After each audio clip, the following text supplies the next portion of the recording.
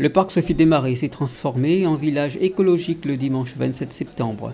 Alternatiba s'installait à la Mosson pour une journée de sensibilisation aux enjeux des changements climatiques. On ne peut pas continuer à vivre comme on vit si on veut que tout le monde puisse vivre. Informer, responsabiliser et engager la population. Voilà les 3 raisons de la présence des 120 associations invitées, comme par exemple ce collectif qui milite contre l'exploitation du gaz de schiste. Le gaz de schiste en lui-même, c'est du gaz naturel, comme on en a actuellement dans les gazinières ou pour nos chaudières. Et le gaz en lui-même n'est pas trop un problème, si ce n'est qu'il fera du CO2 derrière, mais c'est l'exploitation qui est abominable. C'est la fracturation hydraulique qui est le gros du problème, même si les forages en eux-mêmes sont un problème. La fracturation hydraulique consiste à injecter dans le sol une quantité d'eau importante, l'équivalent de 8 piscines olympiques, avec du sable, 5%, et des produits chimiques, entre 2 et 4% selon les puits.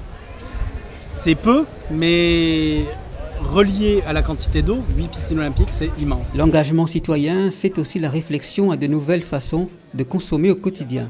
Essayer de se déplacer autrement, je pense qu'il y a beaucoup à faire dans le transport, consommer autrement, réduire ses emballages au quotidien, regarder d'où viennent les produits qu'on consomme. Donc, produire sa nourriture.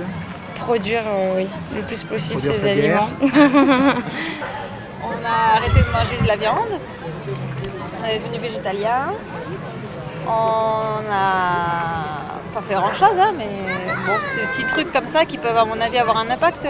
L'agriculture, tout ce qui touche à la nourriture, à la façon d'exploiter la terre, à l'habitat, au transport.